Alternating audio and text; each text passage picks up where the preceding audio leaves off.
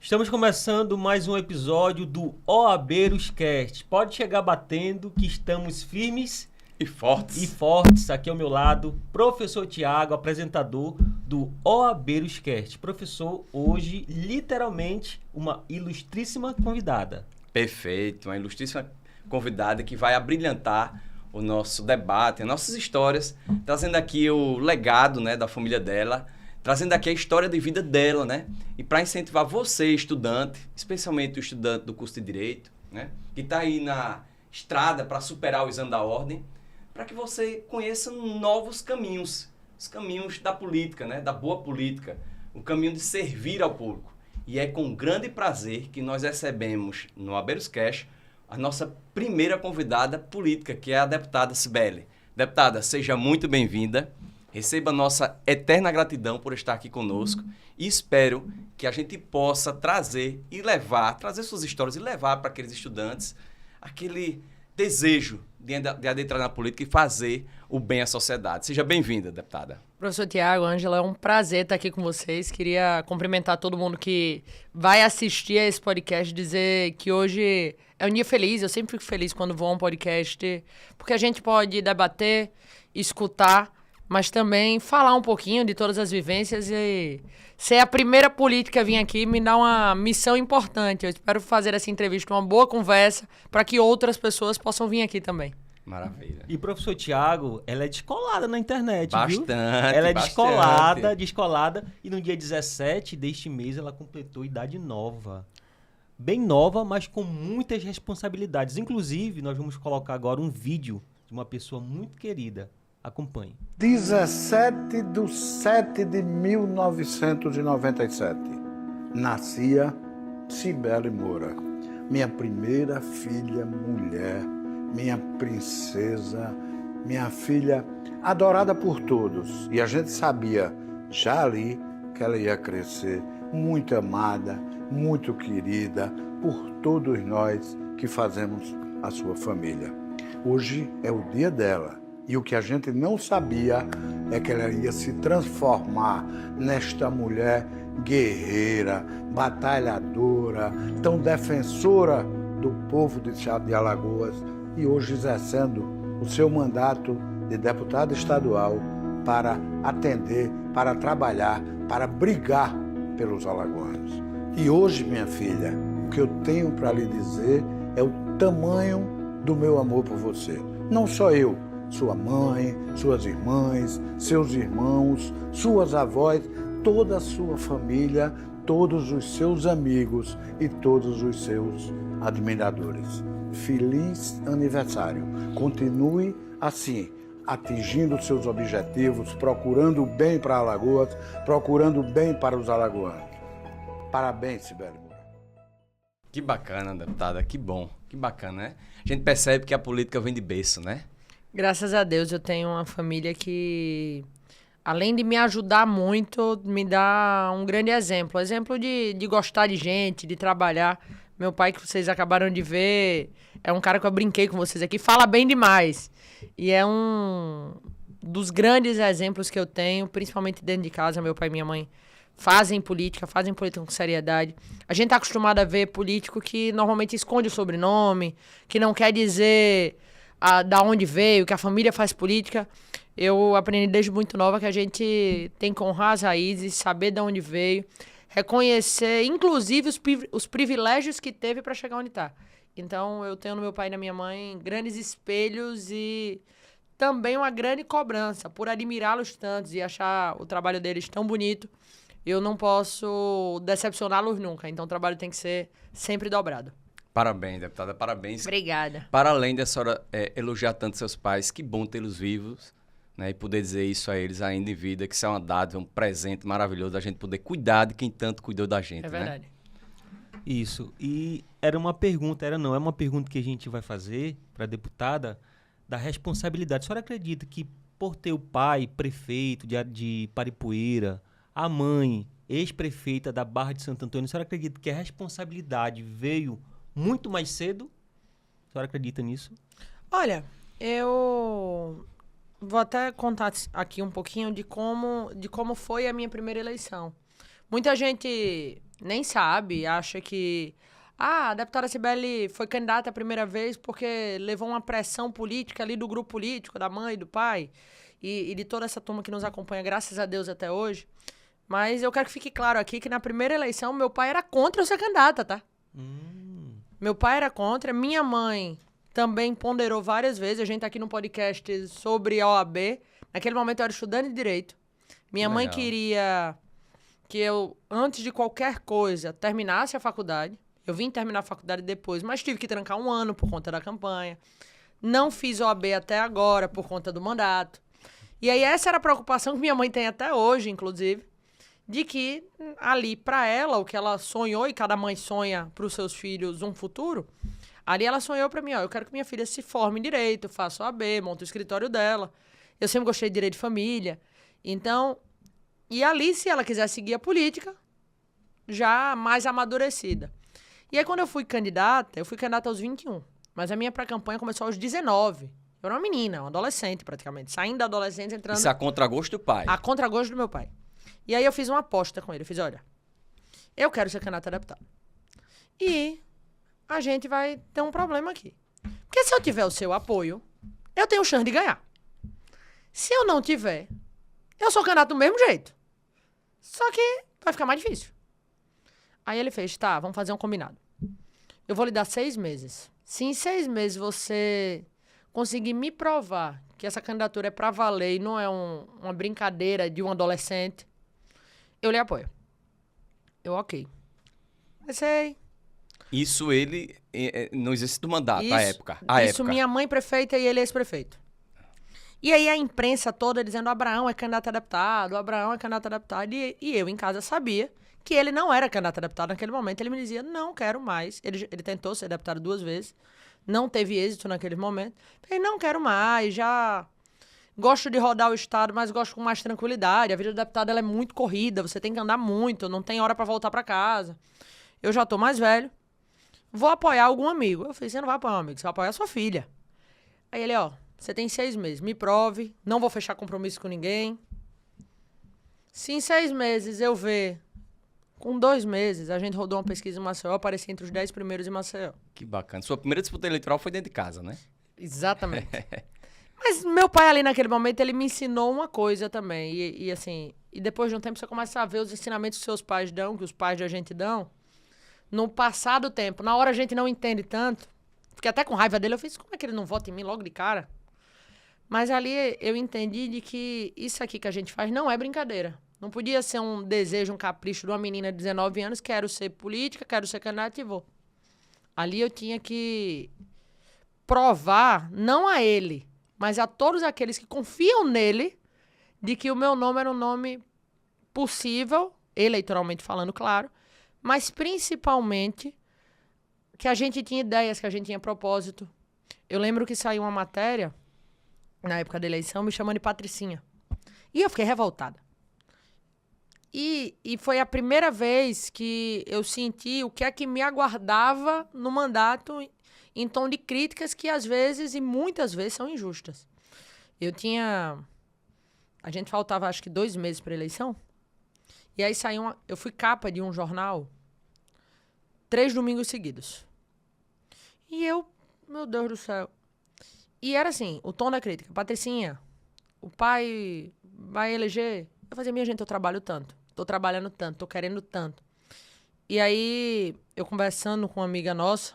E isso dentro daqueles 6 meses que seu pai lhe deu? Não, isso já na véspera da eleição. Isso eu já candidata, a campanha já rodando. Já tava carimbado que seria a vida política.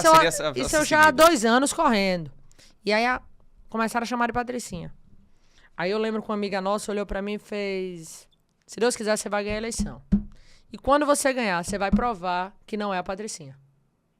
E aí é por isso que eu luto todo dia também. É pra provar a todo alagoano que confiou em mim, mas também aos que não confiaram, que eu tenho ideia, que eu acredito no que eu defendo e que a gente tem propósito pra mudar Alagoas. Que bom, né, deputado?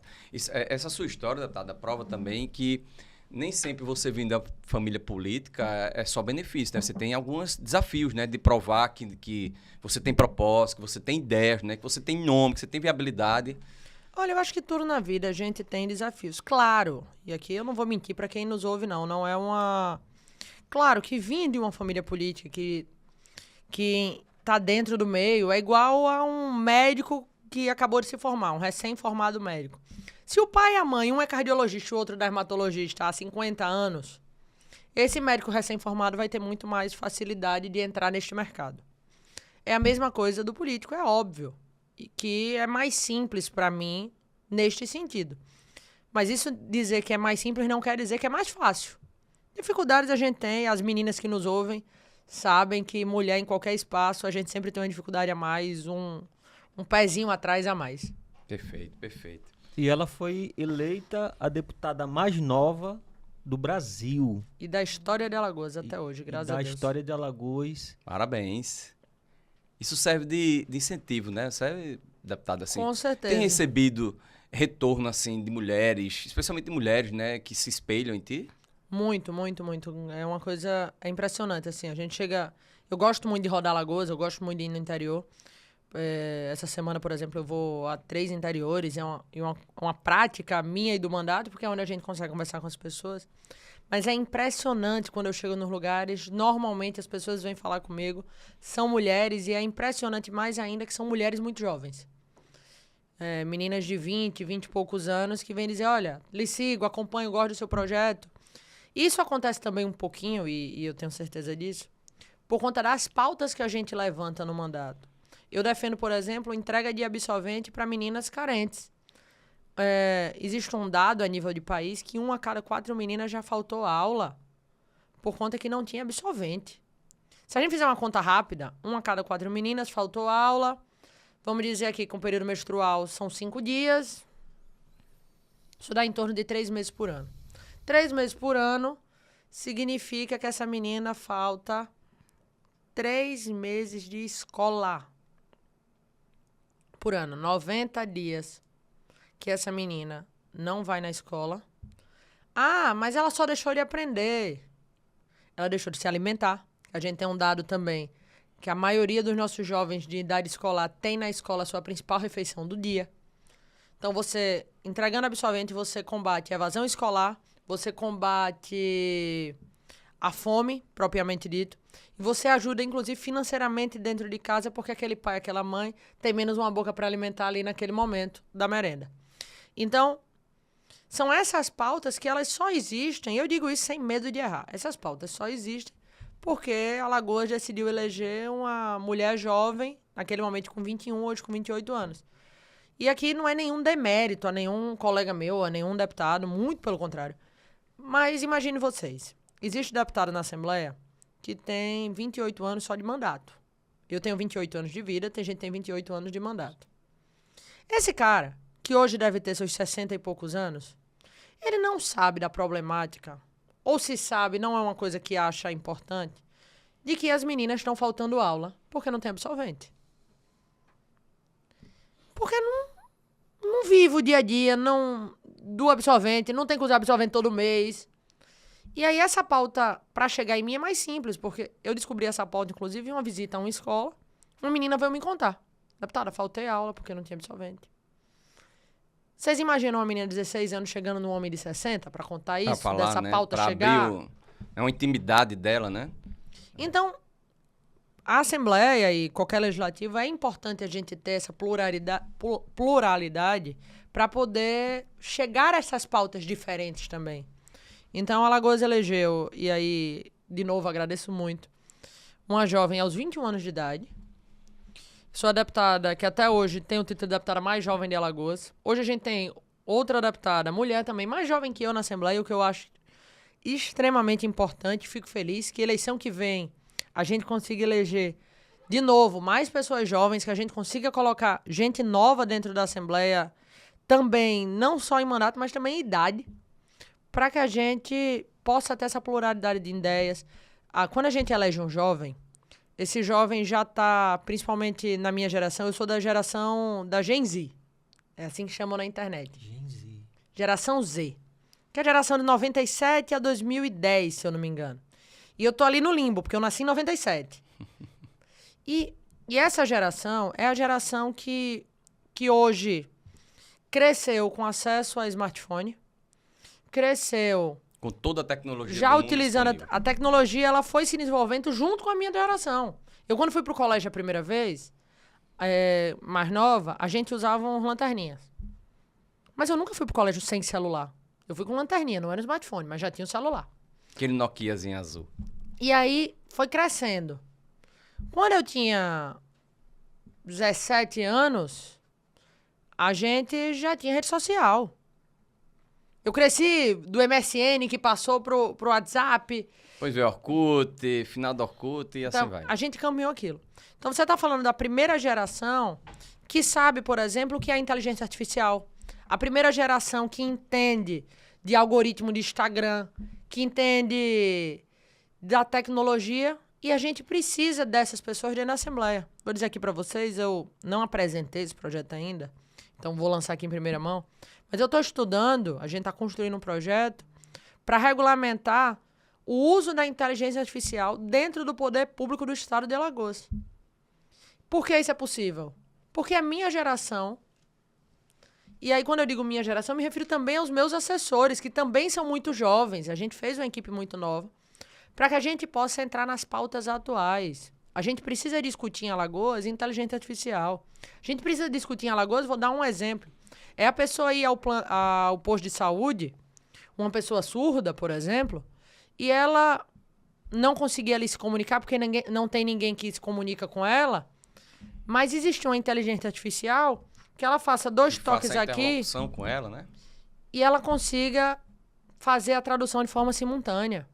É a gente conseguir que a Dona Maria, lá do Vegel, consiga acesso a todos os benefícios dela do governo do estado através da inteligência artificial na palma da mão dela no celular. A gente precisa desenvolver isso. Agora, a gente só desenvolve isso com políticas inovadoras e também com propostas de políticos inovadores. E aí é onde entra também a idade, que faz toda a diferença, é a vontade de fazer e de colocar a tecnologia dentro do governo. Que bacana. A senhora falando aí em uso de tecnologia, deputada, me lembrou, mandar até um abraço para o professor Felipe Lobo, professor da Universidade Federal de Alagoas, meu professor no mestrado, que ele falava da Estônia enquanto o país mais tecnológico do mundo. Na Estônia, apenas 3 serviços são necessários que o cidadão se dirija até E um deles é o casamento, ou seja, para você casar, obviamente você tem que ir lá e manifestar sua vontade. Mas o restante, todo o restante é tudo feito com o uso de tecnologia, como, por exemplo, vacina das crianças. Há um sistema que informa a mãe quando aquela criança precisa. Eu já ainda uso aquele caderninho. Para minhas 2 filhas ainda é com aquele caderninho. Mas lá já se utiliza tecnologia. Eu estou indo para um baixo nível assim, mas isso garante uma qualidade de vida fantástica para a Eu lhe população. confesso, por exemplo, e que minha mãe me perdoe agora que eu vou entregar ela, mas eu não sei que vacinas eu tomei, não. Minha mãe perdeu o caderno. E aí? E aí, né? Vou tomar tudo de novo? Eu tô tomando agora, mas... Recentemente, Você deputada, tem a pandemia, a gente levava ainda o cartãozinho de vacina, né? Eu mesmo, quando fui tomar algumas doses, eu esqueci de levar. Eu tinha que falar para ela. Ela disse, olha, qual era dela? Era consultar, tá? Mas você pode fazer a consulta, né? Então, a gente precisa automatizar serviços. A gente precisa integralizar serviços. As prefeituras têm que ter acesso ao cadastro do governo estadual. O governo estadual tem que ter acesso ao cadastro do governo federal. A gente precisa integralizar todo mundo. A gente precisa digitalizar serviços. Mas mais do que isso, a gente precisa facilitar o acesso. E aí, quando eu uso o exemplo do seu José, lá do Prado, que vai no posto de saúde, e ele é surdo, e precisa utilizar da inteligência artificial para poder se comunicar, a gente está dando a ele dignidade. A gente está dando a ele direito. E aí você diz, mas ele já devia ter acesso, a gente devia ter sempre uma pessoa lá para fazer a tradução simultânea. A gente consegue? Financeiramente falando, é possível? A tecnologia, ela barateia serviços. A gente tem que usar a inteligência artificial e a tecnologia para facilitar a nossa vida. A gente hoje vê, infelizmente, muita gente usando a tecnologia, a IA, para o mal, para coisa ruim. Mas a gente tem que usar para coisa boa. Que é facilitar o acesso do seu José, da Dona Maria, é a gente poder integralizar o serviço do posto de saúde, é utilizar, por exemplo, a telemedicina. A gente usar a telemedicina para poder atender... A gente tem um médico à disposição mas o cidadão lá na casa dele consegue fazer uma consulta com um médico especialista. E isso a gente ganha em vários sentidos. Exemplo, a gente diminui a fila do posto de saúde ou da UPA. A gente agiliza essas consultas. E a gente, inclusive, se essa doença for contagiosa, a gente não coloca esse cidadão em contato com outras pessoas. Né? Excelente leitura. Mas a gente hoje ainda está discutindo se é para ter a porta de madeira ou de metal na UPA. A gente está discutindo se é para ter acessibilidade ou não na rua. A gente está discutindo se as calçadas são responsabilidade do poder público ou das pessoas. A gente ainda está na discussão do século XX. Alagoas precisa entrar na discussão do século XXI. A gente precisa entrar na discussão da inteligência artificial para solucionar a vida das pessoas. Ô, deputada, a senhora falando aí sobre essa necessidade, né, de melhorar o serviço público, me lembrou assim, meus pais são separados, meu pai mora no Juazeiro do Norte. Mas a CNH dele foi tirada aqui em Alagoas. E ele recebeu uma multa e foi notificado aqui em Alagoas. Eu fui lá apresentar a defesa e não levei a cópia da CNH dele. E aí o atendente do Detran, com todo respeito, disse: senhor Tiago, o senhor precisa apresentar a cópia da CNH do seu pai. Eu disse: como? Se foi vocês que entregaram a ele. Vocês não têm? Então, cadê a tecnologia a serviço do cidadão, né? De identificar que aquele documento já está disponível. Inclusive, existe uma lei de serviço público dos direitos do cidadão. E falta o Estado melhorar isso aí, né? Não faz sentido a gente ainda ter que sair de casa para buscar a tutela do Estado e ainda ter que utilizar de recursos arcaicos, né? Exatamente. Eu vou dar um exemplo. A gente tem o JA. O JA, inclusive, é um negócio muito legal que criaram, facilita muito a vida das pessoas. Mas isso não podia ser um aplicativo. Sem dúvida. Sim, reunindo todo aquele serviço na palma da mão. Eu vou dar outro exemplo. A gente vai... Eu tô precisando agora refazer minha carteira de motorista porque eu mudei o nome de solteira para casada. E aí que me perdoe meu marido também, mas que trabalho. Que trabalheira, né? Não, tem um Tanto ano... para casar quanto para divorciar, se for tirar, viu? Tem um ano que eu corro... Ele não pode não separar de mim, se separar eu vou ficar com o nome dele. Boa, bota quente, porque bota quente. O trabalho é grande. Rapaz, tem um ano e meio que eu corro atrás de mudar todos os documentos, ainda não consegui mudar minha carteira de motorista, tô na luta. Não era pra esse negócio ser online. Eu mando a certidão de casamento, mando a CNH, mudou, chegou em casa. Não era pra ser um cliquezinho só assim, pai. Aí, toda a rede ser comunicada. Mas aí eu vou precisar ir de novo no médico, fazer o exame de vista. Toda a burocracia. Toda a burocracia de novo. Era só encaminhar. Chegou. Mas não. Eu sou um entusiasta, sabe, deputado, do Estado. Acho que o Estado ele necessita estar presente na vida do cidadão. Mas ele deve ser um facilitador. Eu não sou essa entusiasta toda, não. Eu antigamente era mais liberal, mas hoje eu acho que o Estado é um mal necessário. Liberal social, eu gosto desse termo. Liberal social. Eu acho que o Estado ele tem que entrar nos locais onde ele precisa ajudar o cidadão que mais precisa. O Estado tem que estar presente na hora que a dona Maria passa fome para poder ajudar ela a garantir a dignidade da família dela. O Estado tem que estar presente na segurança pública, porque a gente também não vai criar assistência social, né? Uma sociedade anarquista. Aí sou contra. Mas o Estado não tem que estar presente no dia a dia, o tempo inteiro do cidadão. A verdade é o seguinte, o mundo perfeito é um mundo que o cidadão não lembra que o Estado existe. Porque se ele não lembra que o Estado existe... E não necessita dele. Significa que o Estado não está atrapalhando a vida dele. A gente só lembra do Estado. E para quem nos ouve, a gente aqui está falando do Estado de uma maneira geral. Instituição, entidade, né? Quando a gente lembra que o Estado existe, é por causa de algum problema. Você não lembra que o Estado existe quando você está tranquilo com a sua família saindo para almoçar no domingo. Você lembra que o Estado existe quando você sai com a sua família para almoçar no domingo, cai num buraco e a sua roda fura. Aí você lembrou do Estado. Ou quando você é assaltado e a polícia... É acionado. Você precisa da polícia para aí você lembra do buscar Estado. O seu bem. Você sempre lembra do Estado no problema. Então, se a gente conseguisse construir uma sociedade onde a gente lembrasse menos do Estado, significaria que a gente teria uma sociedade com menos problema.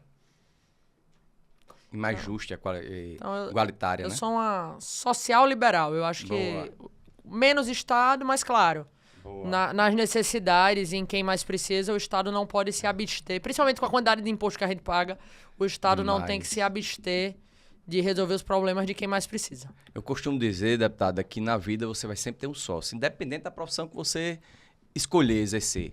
Aliás, até se você não quiser exercer atividade alguma, você vai ter um sócio, que é o Estado. Ele vai sempre tirar de você alguma parcela, né?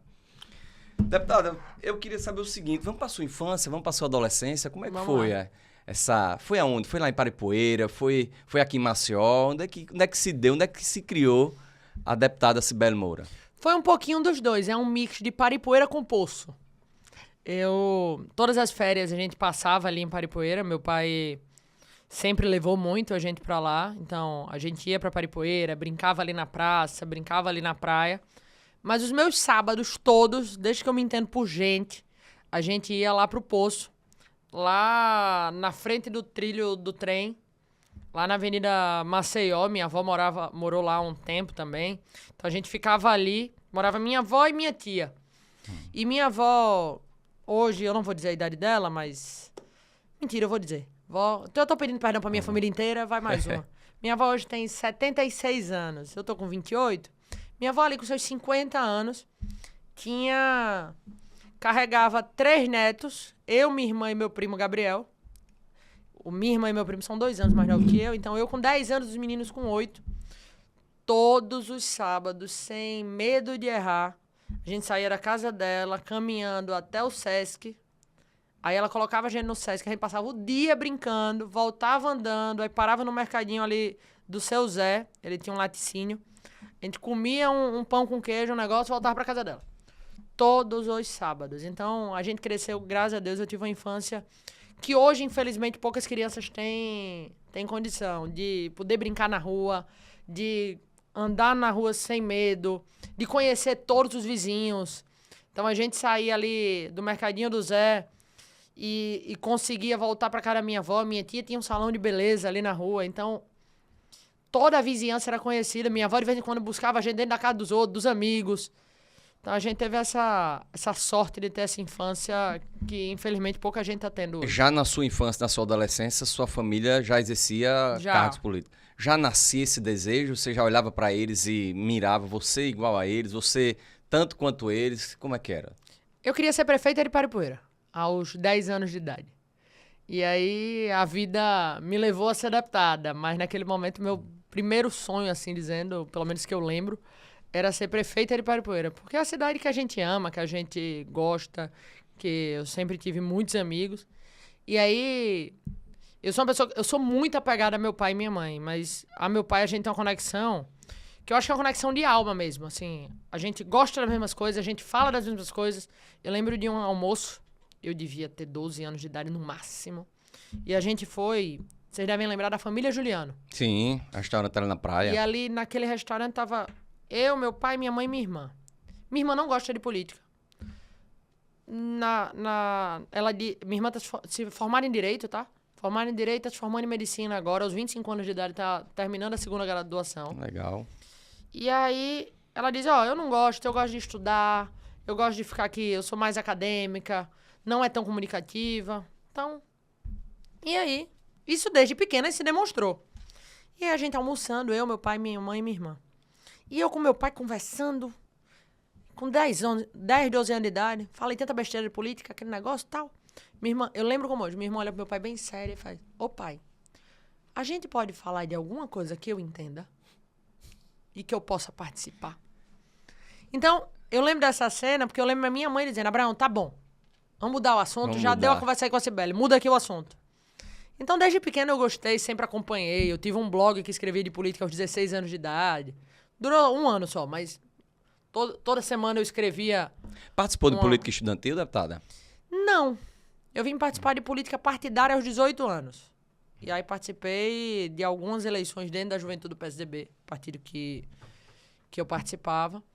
Mas talvez o grande erro dos colégios particulares é não fomentar isso, essa né? política estudantil. Talvez acho que porque tem medo do problema que esses estudantes organizados podem criar dentro do próprio colégio. Mas como eu estudei em colégio particular, a gente não tinha tanto acesso a isso. Ô, professor Tiago, e temos uma arte, por favor, meu amigo Flávio, coloque aqui a arte. Essa arte aqui, no começo eu falei que a deputada ela é bem ativa nas redes sociais. Foi uma postagem dela. Ela é pequenininha aqui, ó. Quem é você? Sou do futuro. A gente se tornou o que sonhava, uma pergunta, né? Mais do que isso. E o que aconteceu? Criamos leis que mudam a vida das pessoas. E o que a Cibele de hoje falaria para a Cibelinha? Que o nome dessa postagem aqui, se eu não me engano, é Cibelinha. Tem até um vídeo, né? Por favor, deputada. Que continue estudando e que continue acreditando naquilo que defende, porque as coisas tendem a acontecer como tem que acontecer. Eu acredito muito nisso. As coisas acontecem também porque tem que acontecer. Mas que estudar para isso é muito importante. Então, se eu pudesse voltar, eu diria, estude ainda mais, se prepare ainda mais. Quanto mais preparada você tiver, melhor você vai conseguir fazer e lutar pelos seus sonhos. Valeu a pena todo aquele esforço. Valeu, deputada. valeu a pena. Valeu, né? Graças a Deus. Que maravilha. Deputada, aproveitando, a gente vê que a sua pauta para a educação é muito importante, né? Assim, essa pauta que foi voltada para as estudantes, né? para as meninas que agora têm acesso a absorvente para não faltar aula, né? Na verdade, ela fomenta a educação, que é tão importante. Eu sou um apaixonadíssimo. Minha mãe é professora aposentada, eu sou apaixonado pela educação. Hoje estou na Universidade Federal na área de educação e para mim é uma pauta importantíssima. Só que o que a gente vê, deputada, eu sou professor desde 2009 e nos cursos, eu ensino nos cursos de Direito, já ensinei nos cursos de técnico em Segurança do Trabalho, eu não via muita empolgação dos alunos para a carreira política, sabe, deputada? E que a gente tem que reconhecer que o futuro de uma nação, queira você saber ou não da política, passa pela mão dos nossos governantes, né? O que é que a senhora, deputada, na condição de uma parlamentar tão ativa, que iniciou tão jovem, diria para esses estudantes, não só para os estudantes de direito, sabe, deputada? A gente tem tantos médicos que são bons parlamentares, a gente tem tantos assistentes sociais que são bons parlamentares. O que é que a senhora diria para os estudantes? Inclusive os do ensino médio, o que é que eles poderiam esperar da política, o que é que a senhora poderia fomentar para eles procurar esse caminho? Olha, tem uma frase que não é minha e eu vou adaptar ela para responder aqui, e diz o seguinte: ou os bons entram na política, ou os maus tomam conta dela. Existem duas opções. A verdade é a seguinte: ninguém gosta de política. A grande maioria das pessoas não gosta dos políticos. A gente abre a rede social, as coisas estão falando mal da política, dos políticos. É aquilo que eu disse. Toda vez que a gente lembra do Estado, é no problema. Então, toda vez que se lembra dos políticos, também nos problemas. Só que a gente tem duas opções. Isso vale para os jovens, isso vale para todo mundo que nos ouve. A primeira, deixar como tá e abrir de mão e deixa do jeito que tá. É uma opção. Eu acho uma opção ruim, mas é uma opção. E a segunda opção é a gente entrar na política e mudar a política por dentro. Só existem estas duas opções. Não existe uma terceira opção. Não existe cair um meteoro e mudar tudo e começar a andar unicórnio no meio de Alagoas. Não tem. Não vai andar um unicórnio e dizer a política agora vai ficar linda, brilhante, cintilante. Não vai. A gente só resolve a política se gente de bem decidir entrar na política para mudar a política. E isso é possível, não é, deputada? Extremamente possível. Agora, basta as pessoas quererem. Se a gente ficar marginalizando a política, dizendo, não vou entrar, só tem gente que não presta, só tem gente que não faz nada, não dá pra fazer, aí eu, inclusive, acredito na força da palavra. Aí não vai dar pra fazer. Agora, se a gente bota gente de bem... Eu vou dar um exemplo aqui. Meu primeiro mandato, ganhei eleição, comecei a fazer projeto, primeiro ano, empolgado, a gente conseguiu, no primeiro ano, a entrega dos absolventes, a gente conseguiu aprovar. Quando eu entreguei aquele meio mundo de projeto, e aí o segundo, a mesma coisa, aquele negócio. Quando chegou perto da campanha, minha equipe me chama e faz, vamos fazer o cardzinho pra gente entregar com que você conseguiu aprovar. Vamos escolher o que é que pode render eleitoralmente mais voto. E aí a equipe toda de marketing montando aquele card, e eu olhei o card...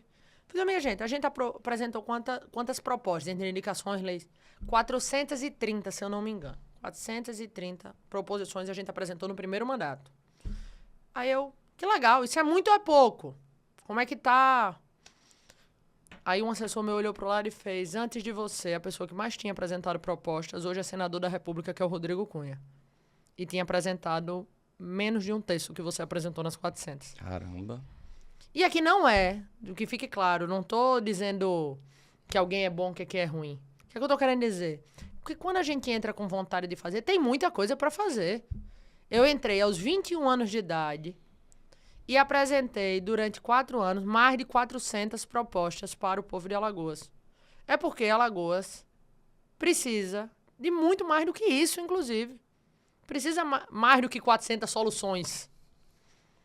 Então, por que isso é possível? Porque eu entrei com vontade de fazer, porque eu quero mudar Alagoas, porque eu acredito que a gente vai transformar Alagoas de dentro, correndo atrás, mudando aos poucos. Quando a gente consegue, por exemplo, entregar absorvente para uma menina e essa menina deixa de faltar aula, a gente já começou a mudar Alagoas.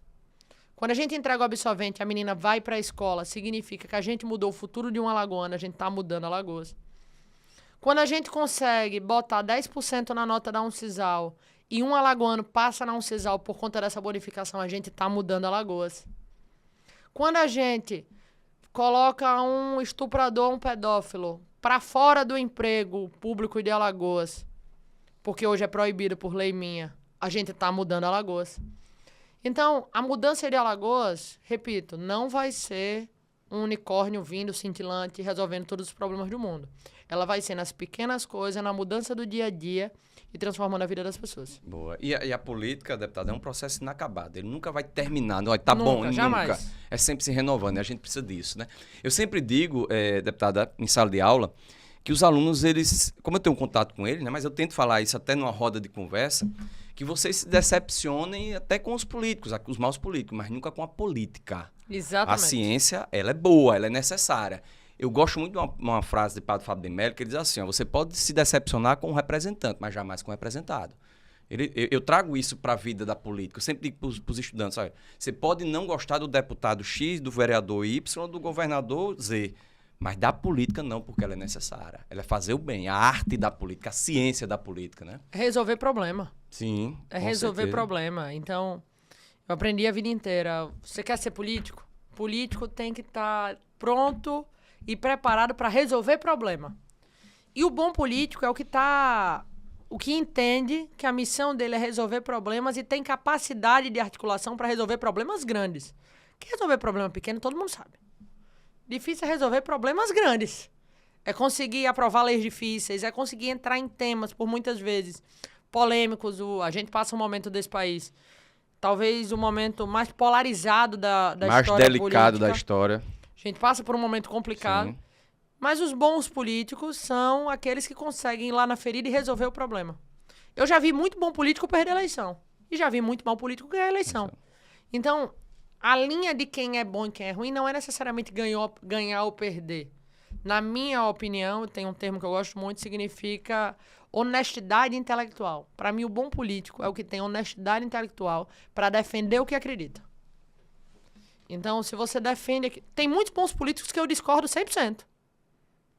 Mas o cara tá lá defendendo, acreditando, batalhando, tá defendendo aquilo que o eleitor dele colocou ele pra fazer. E eu discordo dele. Intelectualmente falando. Mas admiro porque tem coragem de defender aquilo que acredita. Que bom. Então, honestidade intelectual eu acho que é o termo mais importante pra gente determinar se o cara é bom ou é ruim. Tem muita gente famosa na internet que não tem honestidade intelectual, por exemplo. Que não acredita naquilo que defende. Defende porque é bom pro Instagram. Essas pessoas, na minha opinião, são maus políticos. Agora o cara que defende o que acredita, a gente precisa de mais gente assim nesse país. Perfeito, Gente que... leitura, deputada. Perfeito. Professor Tiago, o senhor quer falar algo acrescentando? Porque a gente vai chamar um intervalo. Deixa eu só fazer uma pergunta que isso é para a gente desmistificar, sabe, deputada? As pessoas pensam que a vida do político é 100% fácil, né? Eu queria ouvir de ti como é o dia a dia. Vou dizer por quê. Eu desmistifiquei isso há um tempo atrás. Eu sou servidor público federal da educação e procurei um deputado junto com uma comitiva para a gente propor uma lei no Congresso Nacional para a gente melhorar a nossa carreira. E para encontrar esse deputado não foi fácil aqui em Alagoas. E não foi fácil não é porque ele estava na rede, não, é porque ele estava visitando a base. Quando ele veio a Alagoas, ele ia inaugurar um equipamento público, depois ele tem que voltar para Brasília. Em Brasília ele tem uma reunião com o ministro. E aí encontrei com ele, depois de muito tentar, a gente fomos muito bem recebidos, e ele foi contar, ele foi pedir desculpa, olha, eu sei que vocês estão aí há alguns meses tentando um contato conosco, mas eu tô com vocês aqui, mas já tem um fulano para me reunir, já tem uma agenda aqui. Não é fácil, né? É uma loucura. E assim, a gente vive em reunião em cima de reunião. Eu tenho, como deputado estadual, certa tranquilidade, porque trabalho no centro e tem muita gente aí que acha que o deputado estadual vai para Brasília. É importante até pontuar. Boa. A gente trabalha no centro, a gente trabalha na Assembleia de Alagoas é no centro, visitem a Assembleia, acompanhem as sessões. Mas quando o cara trabalha, por exemplo, na Câmara Federal, principalmente deputado federal, você, além de tudo, tem a ponte aérea para fazer.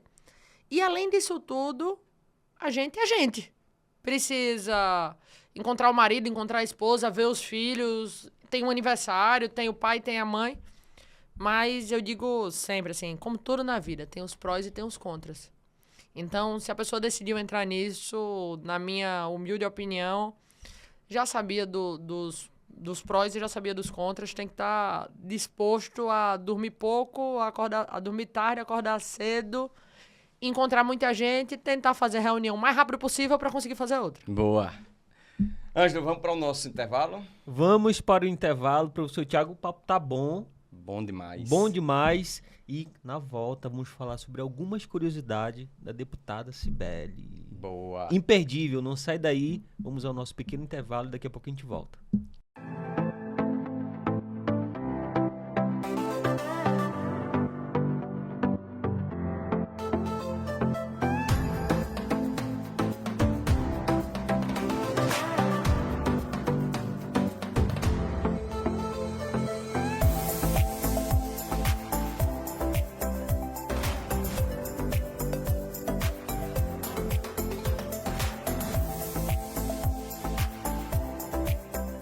Olá, OABeiros e OABeiras, retornamos aqui com nossa querida deputada Cibele Moura. E agora a gente vai adentrar aqui em algumas curiosidades, boas curiosidades, que são as paixões da Cibele, né? Para demonstrar para vocês que um parlamentar ou uma parlamentar tem sua vida social e tem suas paixões, seus amores, seus dissabores também, né? Deputada, sobre futebol, deputada. Uma flamenguista e azulina, não é isso? Exatamente. Nos conta aí de onde surgiu essa paixão pelo Flamengo do Rio de Janeiro e pelo nosso querido e amado CSA. A do Flamengo, Olha desde lá aí. criança. Desde criança. De quem é a influência? Mamãe ou papai? Nenhum dos dois. E de quem foi esse presentinho aí? Meu tio, meu padrinho, Beto Moura, que o Beto é flamenguista apaixonado. E aí eu não tive escolha. Meu padrinho e aquela coisa, uma vez Flamengo, sempre Flamengo. Boa. Sou um flamenguista apaixonado, acompanho todos os jogos. Se quiser discutir comigo escalação, a gente discute. Nesse momento tô com raiva da diretoria do Flamengo, tá fazendo muita besteira. Boa. Mas gosto muito de futebol. E o CSA foi uma coisa que aconteceu já numa fase mais adulta da minha vida. Lá em casa, eu sempre gostei de esporte, sempre gostei de futebol. E a minha família, tanto meu pai como minha mãe, eles gostam, mas gostam aquele do brasileiro. Assiste Copa do Mundo. Sei. Futebol a cada 4 anos, Futebol né? a cada 4 anos. E aí, já um pouco mais adulta, eu disse, olha, eu gosto de futebol. Eu gosto de ir pro estádio. E é um absurdo eu não ter um time pra torcer aqui em Alagoas. E aí, por influência de vários amigos, e o CSA é uma loucura, a gente também quando vai se apaixona. Fui uma vez, não deixei mais de ir, inclusive estava ontem no Repelé. É uma coisa que realmente eu fico muito feliz em ir. Isso com quantos anos, deputada? Acho que com 19 anos, já um pouco mais adulta, quando minha mãe começou a deixar eu ir pro Repelé. Porque antes Legal. disso ela ainda travava. E consegue sempre assistir o nosso querido Azulão? Não consigo ir tanto quanto eu gostaria, porque às vezes, principalmente quando é jogo dia de semana, a gente tem mais dificuldade. Azulina aqui, Sou eu vou logo azulino entregar ele. doente. Azulina, vocês nunca se viram não lá no estádio? Olha, deputada, nunca tive o prazer de encontrá-la, A não. gente Olha vai ela se aqui, encontrar. ela no estádio, olha. Lá no estádio. Olha, deputada, Na pizza que o Vasco vai levar, a gente vai estar junto lá torcendo. Boa. Olha, deputada, fazendo uma brincadeira aqui, eu amo minha esposa, espero que ela nunca me deixe. Mas eu já disse a ela, porque ela reclama muito, porque eu viajo pra assistir meu CSA e levo minha filha mais velha. Ah, já foi. Eu fui pra Corinthians e CSA lá em São Paulo, já viajei também. E aí ela reclama, eu disse, olha, eu chamo ela de Lala, carinhosamente. Lala, eu já vi ex-mulher, agora ex-torcedor do CSA, não, pelo amor de Deus. Não me buzina no meu ouvido, não. Azulão é paixão. Meu marido, tá até nesse vídeo que vocês passaram, ele tá do meu lado. Se vocês repararem no vídeo, ele tá todo sério. Aí eu comecei a dar uma cervejinha pra ele ficou um pouco mais isso animado. animou, boa. Porque ele gosta de ir pra cadeira. E eu gosto de ir pra arquibancada. Show. Aí ele, você vai pra arquibancada? É muita gente. Eu fiz, meu amigo, pra assistir o jogo sentado, a gente assiste de casa, no ar-condicionado, com a pipoca. Pra ir pro estádio, a gente vai pra torcer, não é pra assistir o jogo, é pra Pelo que eu torcer. vi ali, era na GA, chamada, pra quem não conhece, Na a GA arquibancada é a alta. grande arquibancada lá, de frente às cabines, né? Fica de frente às Exatamente. cabines. Aí ali onde tudo acontece, né? Pertinho da Mancha Azul, o melhor Boa. lugar que tem. Maravilha. E que ontem, infelizmente, né, deputado, aconteceu aquele episódio lamentável de um torcedor que caiu, né? E aí eu abro aqui um parênteses para a gente tratar, né? A gente precisa tratar melhor o nosso equipamento, Precisa. nosso estádio, né? Eu nasci e me criei, deputada, no estádio Rei Pelé, aliás, no Trapiche, né? Vizinho ao estádio Rei Pelé. Minha mãe ainda mora lá até hoje. Eu morei por lá 32 anos da minha vida. E o Rei Pelé nunca mudou. Olha ele sério. É ele aí, né? Antes ou depois da cerveja? Aí é antes, né? Aí é antes. Antes. Depois pega um pó de cerveja, viu, Ângelo? Pra gente colocar a animação dele aí. E assim, deputado, a gente precisa, né? Fica aí o meu apelo ao A gente governo do precisa estado. Né? urgentemente entender que o Rei Pelé é o maior palco do futebol alagoano. Vou além, é o maior palco do esporte alagoano. A gente precisa lá, por exemplo, ter e fazer uma grande pista de atletismo. A gente ali do lado tem plenas condições de fazer um grande complexo esportivo junto com o ginásio do SESI e tudo, como existe, por exemplo, o Geraldão lá em Recife.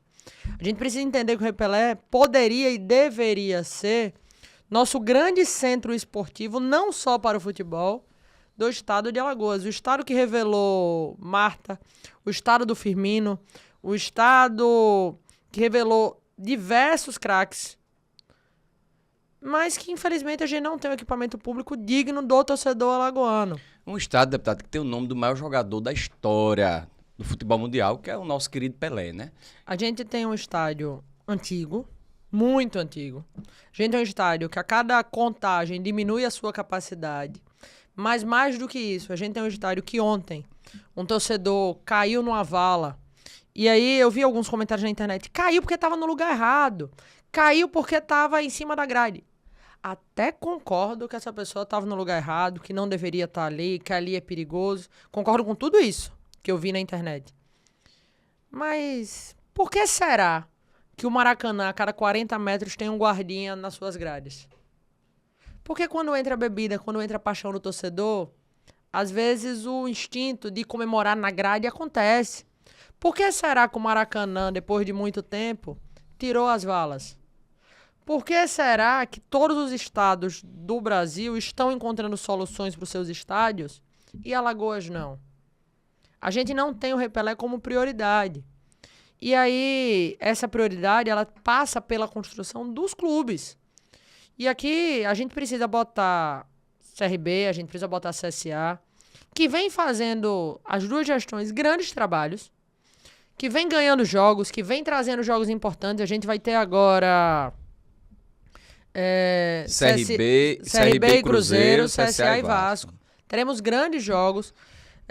A gente vai receber aqui grandes jogadores. Eu sou flamenguista, então, na minha opinião, o maior ídolo da minha geração vai vir jogar pelo Cruzeiro aqui, que é o Gabigol. Então a gente tem grandes jogadores, torcidas apaixonadas, e a gente não respeita o Rei Pelé ao torcedor, mas a gente não respeita o Rei Pelé como indutor da economia de Alagoas. A gente perdeu um jogo do Flamengo aqui em janeiro porque o Rei Pelé não tinha capacidade de receber um jogo do Flamengo. Verdade, verdade. E aí esse jogo foi para Sergipe, que já está há 2 anos fazendo jogos do Flamengo todo início de temporada. E aí tem gente que acha isso irrisório, mas quando você traz um jogo de um time grande desse, você está trazendo turista, você está trazendo investimento local, você está trazendo lazer, que é importante para as pessoas. Você está trazendo e desmistificando várias situações onde Alagoas hoje, infelizmente, tem um turismo esportivo muito fraco, muito pequeno. E aí a culpa é do turismo? Claro que não. E aqui faço, inclusive, um elogio público à secretária de turismo, Bárbara, minha amiga pessoal, inclusive. A gente tem uma rede hoteleira maravilhosa, a gente tem restaurantes maravilhosos, a gente tem local para essa pessoa ficar, a gente tem tudo. O que a gente não tem? Estádio e ginásio. A gente não tem estrutura para o campeonato acontecer. Então, enquanto Alagoas a gente vende as nossas praias muito bem, a gente precisa começar a vender o nosso esporte também muito bem. Evento esportivo, transformar Alagoas numa arena, num destino, né? A gente precisa trazer estes movimentos, trazer grandes campeonatos, trazer campeonato de handebol, trazer campeonato de futebol, trazer campeonato... Agora tá na moda trazer campeonato de X1. Já pensou aqui a Kings Pois League é. vem fazer um jogo Bacana. em Maceió? A gente não tem espaço. Não tem uma estrutura favorável para isso. Inclusive, teve um jogo agora recentemente, né? Que foi ver o MC Daniel. Mas eu soube que foi uma loucura ali o trânsito ali na Pajuçara. Exatamente, a gente não tem espaço. Se a gente pega a Kings League, quem não acompanha tanto futebol, talvez não saiba o que é. É um esporte que o Piquet, o Neymar, a turma lá inventou. Que é um futebol meio adoidado. Mas que tá movimentando toda uma geração. Os meninos mais novos estão alucinados por isso, estão gostando. Antigamente, na minha época, eu gosto muito de videogame, na minha época era aquele futebol freestyle. É basicamente isso. A gente não pode trazer um evento desse pra Alagoas. Não tem uma arena, né? Você não tem um espaço adequado, né? Você não pode trazer grandes eventos. Você pega Brasília, por exemplo, tem jogo do Flamengo e de outros times do Rio lá constantemente. Tem jogo da seleção brasileira e lota. Eu já viajei pra Brasília só pra assistir um jogo da seleção brasileira. Passei 3 dias, gastei em restaurante, gastei em hotel, em Uber. Fomenta a economia, né? Fomenta a economia. Infelizmente, a gente tá abrindo mão de um potencial indutor da nossa economia, principalmente numa região como é o Trapiche, que precisa gerar emprego, que precisa gerar renda, que precisa melhorar a vida de toda uma comunidade. Perfeito. Deputada, vamos agora falar da sua formação Vamos lá. enquanto bacharel em Direito, não é isso? Nos conta aí, que ano entrou, como é que foi o curso? Eu entrei na faculdade em 2014. 2014. 2014. É isso? É isso, eu acho. Eu acho que é isso. Ou é 2014 ou 2015. Entrei um pouquinho antes de me candidatar a deputada. Acho que eu tava no meio da faculdade. Se eu não me engano, eu tava no 5º período. Fiz direito lá na UNIT. Hoje é Unima. Unima. É porque muda Áfia, muito de nome. é. Quando eu entrei era Unima, FITS, aí Áfia. mudou pra UNIT. É, isso. Então eu fiz faculdade lá. Tenho professores que são grandes amigos meus hoje em dia. Um beijo pra Carol Mafra, pro Adroaldo, que me ajudaram muito nessa formação. O Adroaldo foi meu professor no mestrado. Eu adorava direito civil, adorava direito de família. E aí, no meio do caminho, apareceu uma eleição, o bichinho da política me picou e aí eu fui ser candidata, tranquei a faculdade um tempo. E aí, eu lembro como hoje, eu fui conversar com a Carol Mafra. Quem é do direito deve conhecer Carol. Ela hoje é tabeliã. E aí, fiz uma reunião com ela sobre isso, inclusive. Aí fui conversar com a Carol veio em mim e fez, olha, eu não aceito você trancar e ficar com essa faculdade trancada. Fiz, Carol, mas tá uma loucura essa faculdade, eu não tô conseguindo porque eu tô no primeiro ano do mandato, eu preciso entender. E eu tava me dedicando muito ao mandato. Ela fez, velho, você vai fazer. Eu vou lhe ajudar, você vai fazer. Eu fiz como? Ela diminua a quantidade de matérias. Em vez de você pagar 6 matérias, pague 4. Aí eu fiz um semestre pagando 4 matérias e aí depois eu consegui regularizar e fiz O restante. o resto Conseguiu concluir. certinho. Mas TCC foi uma loucura ou foi tranquilo? tem algum TCC que é tranquilo? É. Ainda mais sendo deputada. Mas eu tive a tranquilidade ali, quem me ajudou ali no TCC foi o Adroaldo. Por isso que eu mandei um beijo pra ele. Que também era secretário na época. Eu, estudante, fazendo TCC. O Adroaldo era diretor do Detran. E aí era bom que toda vez que eu falava com ele, eu aproveitava pra resolver os problemas, né? Boa, já tá. Adroaldo, eu tô com essa demanda, preciso resolver isso, me ajuda aqui. Aí ele fazia, conserta o TCC aqui. E aí o TCC foi sobre presidencialismo de coalizão. Então, foi sobre política também. Boa. Foi mais fácil de escrever. E aí a gente conseguiu tocar. E concluiu em 2019. 2021. Fez OAB, deputada? Não fiz Submeteu OAB. o exame, não. Eu sou uma pessoa eu sou muito exigente comigo, tá? Muito. Então o que é que eu fiz? Como eu não tive a segurança de acabar a faculdade e dizer eu vou passar aqui esse tempo estudando quanto eu quero para passar na OAB. E quem tá vendo aqui sabe a dedicação que precisa, o estudo, o tempo que precisa parar, se dedicar, né? entregar aquilo. Fiz, olha, eu vou tocar o mandato um pouquinho e aí depois volto para fazer o OAB. E aí eu tô me preparando, tô conversando, inclusive com a turma que trabalha comigo. Se Deus quiser, a gente ganha a próxima eleição, a gente tá trabalhando para isso. Eu hoje sou pré-candidato a deputado estadual de novo, mas um dos meus grandes objetivos passando essa eleição é conseguir organizar a minha agenda para que eu possa prestar o exame da ordem, que eu acho muito importante, assim. Que bacana. A pretensão, deputada, é algum dia exercer a advocacia ou é ter o título e superar esse exame da ordem apenas? Olha, nesse momento, eu não penso na advocacia como, neste momento, advogar. Mas quando eu entrei na faculdade, eu queria advogar, já disse aqui mais de uma vez, queria advogar na área de família. É a pauta que eu gosto. Inclusive, no meu mandato, se você olhar, a gente trata muito de questões civis, de questões muito ligadas à família. A gente fala de adoção, a gente fala, claro, dentro daquilo que cabe a um deputado estadual. Então, o futuro a Deus pertence e eu quero ter o OAB pra gente poder ter essas opções. Que bacana. E vai voltar aqui no podcast. Sim, já com certeza, advogada. Já advogada, com certeza. Quero voltar antes, porque pra OAB vai demorar mais uns aninhos. Então, quero voltar antes. Boa. Professor Thiago, estamos seguindo aí para o final do nosso podcast, OABerescast, e eu já quero agradecer a participação da deputada Cibele, primeira política a participar do nosso podcast. Quero agradecer de coração. Obrigada. Por favor, meu amigo Flávio, bota aquela foto aqui, ela com cartaz, por favor. Eu quero que deixe essa mensagem aqui. O impossível é só questão de opinião, professor Thiago. O impossível é só questão de opinião. Por favor, deputada, as suas considerações finais naquela câmera ali. Meninos, muito obrigado. Obrigado a todos que acompanharam o podcast. É sempre muito legal quando a gente consegue fazer uma conversa descontraída, leve, mas principalmente tocando nos assuntos importantes, conseguindo conversar e dialogar com as pessoas. Eu espero que vocês tenham gostado. E aí eu vou pedir licença aqui para convidar quem assistiu para me seguir lá no Instagram, para que a gente possa continuar fazendo essa conversa nas redes. Fiquem muito à vontade para mandar sugestão, para mandar considerações. E também fiquem muito tranquilos para criticar aquilo que acharem, porque política boa a gente constrói junto, com crítica e com elogio. Político que gosta só de elogio devia ser artista da Globo. A gente tem que estar disposto a ouvir crítica também. Perfeito, deputada. Deputada, eu agradeço. Imagino de sua agenda, então, destacar um pouco de tempo para poder dialogar com quem nos assiste, quem nos acompanha.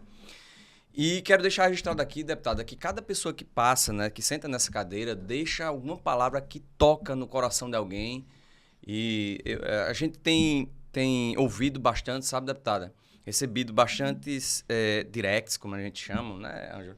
De pessoas agradecendo por aquele convidado ter dito isso ou aquilo, porque isso estimula. Então, eu acho que o nosso objetivo aqui de trazer uma deputada representativa da classe, da mulher política, eu acho que vai estimular bastante para que aqueles alunos, especialmente aqueles que estão nos colégios ainda, no ensino médio, olhem para ti e enxerguem na figura da deputada Cibele Moura alguém que eles almejem ser. Obrigada. Então, muito obrigado, deputada. Eu que agradeço. Eu desejo que o seu mandato seja renovado e seja renovado, sobretudo, atendendo à vontade do povo. É tudo isso que a gente deseja. Amém. E que a gente acredita que assim será. Um forte abraço. Obrigada. Espero poder contar com sua presença nos nossos próximos episódios como advogada. Vamos lá. É isso, albeiros e albeiras. Hoje encerramos esse bate-papo maravilhoso com essa parlamentar que tem honrado tanto os votos que tem recebido e que tem demonstrado, sobretudo, ter ética e ter preocupação com aquilo que mais importa, que é o povo. Eu espero vocês para o nosso próximo episódio. Um forte abraço. Desejo muita paz e saúde a todos vocês. Avante e não desistam no caminho da superação. Um forte abraço. Tchau, tchau.